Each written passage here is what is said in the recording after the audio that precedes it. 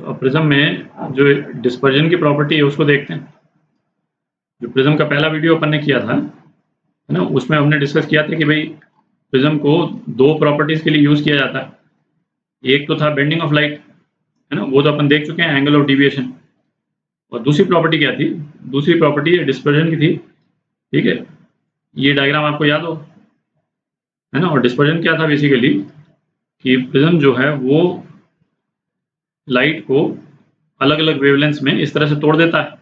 ठीक है, तो इसको डिस्पर्जन बोलते हैं। तो अब ये जो दूसरा फिनोमिना है ना, इसको स्टडी करते हैं। अच्छा, इसको स्टडी करने के पहले एक ब्रीफली एक पॉइंट देख लेते हैं कि जो थिन प्रिज्म है, थिन प्रिज्म मतलब ए छोटा है ना, ए इज स्मॉल।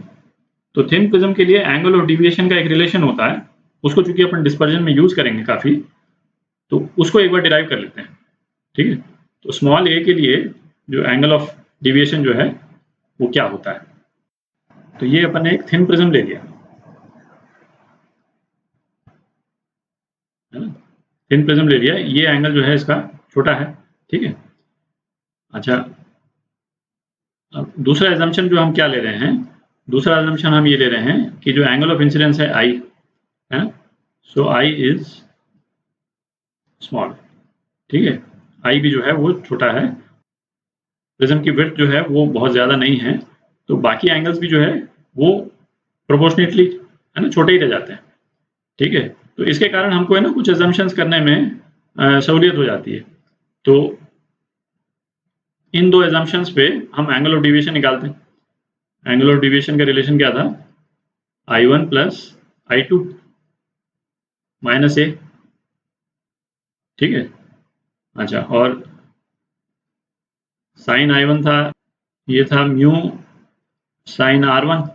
ठीक है, और चूंकि I1 और R1 स्मॉल एंगल्स हैं, तो क्या रिलेशन आ गया अपने पास में? साइन I1 जो है I1 के बराबर और साइन R1 R1 के बराबर। तो इसको लिख सकते हैं हम इस फॉर्म में, I1 is equal to mu R1। ठीक है, अच्छा, इसी तरह से I2 के रिस्पेक्ट में हम लिख सकते हैं भाई म्यू साइन R2 जो है वो साइन I2 के बराबर होता था। तो I2 कितना हो गया?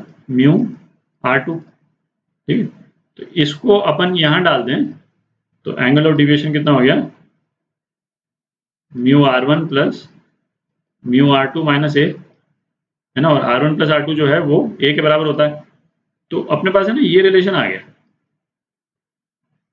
ये एक इंपॉर्टेंट रिलेशन है, इंपॉर्टेंट रिलेशन है थिन प्रिज्म्स के केस में, पर अपन इसको डिस्पर्जन के केस में इसको यूज करेंगे इसी एजम्पशन के साथ में। उससे क्या हमको रफ आइडिया लग जाता है कि डिस्पर्शन जो है वो कितना होगा। तो ये एक इंपॉर्टेंट रिलेशन है ना, इसको अपन यूज करेंगे। अब डिस्पर्शन देखते हैं। तो सपोज इस वाले प्रिज्म में ये व्हाइट लाइट इंसिडेंट है।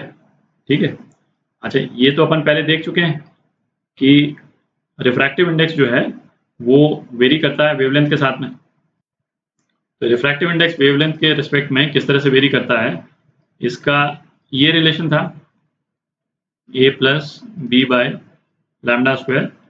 और भी टर्म्स हैं, है ना, जिसमें लैम्डा की टर्म्स और छोटी होती जाती, तो हम इतना बार यूज करते हैं। बेसिक पॉइंट इसका ये है, यदि वेवलेंथ ज़्यादा है तो इसका इम्प्लीकेशन है कि रिफ्रैक्टिव इंडेक्स कम होगा।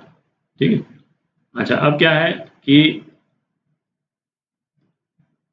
लाइट के, विजिबल लाइट के जो दो एक्सट्रीम कंपोनेंट हो गए वो कौन से हो गए? एक तो वायलेट हो गया, ठीक है, V, और एक रेड हो गया R।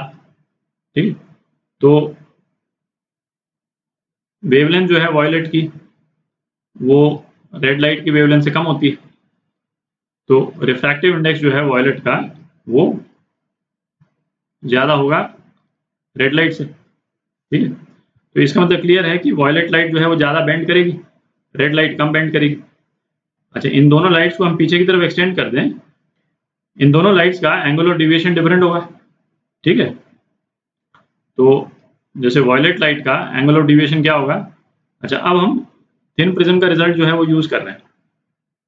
ठीक है, तो angle of deviation violet light का होगा mu violet minus 1 into A, और रेड लाइट का डिविएशन कितना होगा? Mu red minus 1 into A. ठीक है। तो डिस्पर्जन जो डिफाइंड है, एंगुलर डिस्पर्जन,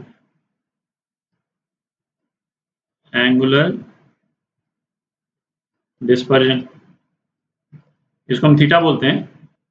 तो एंगुलर डिस्पर्जन थीटा ये किस तरह से डिफाइंड है, angle of deviation violet minus angle of deviation red.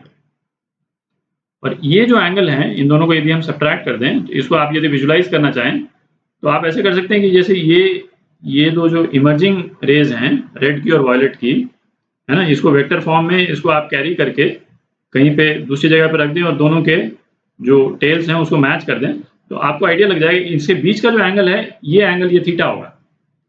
ठीक है, जैसे मैं कर देता हूँ, ये यहाँ मैंने दोनों की इमर्जेंट रेज को उठा करके, है ना, दोनों की टेल्स को मैच कर दिया। ये रेड की इमर्जेंट रे है और ये वॉयलेट की इमर्जेंट रे। तो ये जो एंगल होगा इन दोनों के बीच में, ये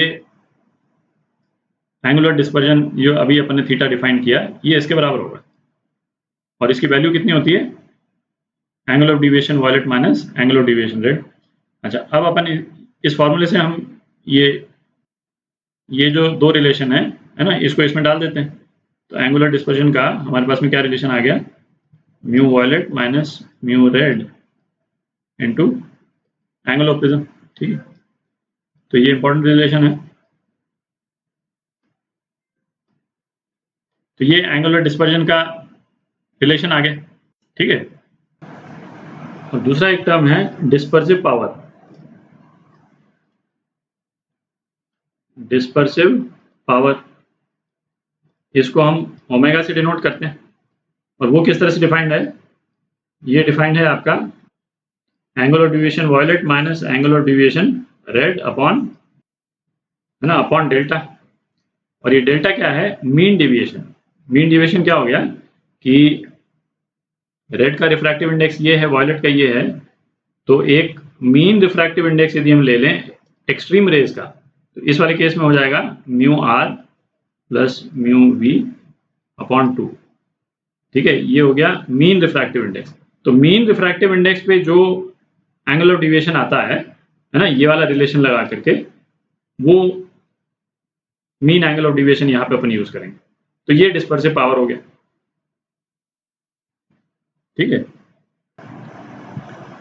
अच्छा, तो नेक्स्ट वीडियो में एक इंटरेस्टिंग चीज देखेंगे। यदि जैसे एक से ज्यादा प्रिज्म को हम इस तरह से कंबाइन कर दें कि एक प्रिज्म को तो ऐसे रख दें और दूसरा प्रिज्म जो है वो उसको इस तरह से प्लेस कर दें, ठीक है, दोनों का रिफ्रैक्टिव इंडेक्स अलग अलग, तो इसका डिविएशन और इस दूसरे प्रिज्म का डिविएशन अपोजिट डायरेक्शन में जाएगा, ये तो दिख रहा। ठीक है, तो इन दोनों प्रिज्म का जो नेट एंगल ऑफ डिविएशन और डिस्पर्जन है ना, उनके बीच में इंटरेस्टिंग रिजल्ट्स होते हैं, है ना, उसको देखेंगे नेक्स्ट वीडियो में।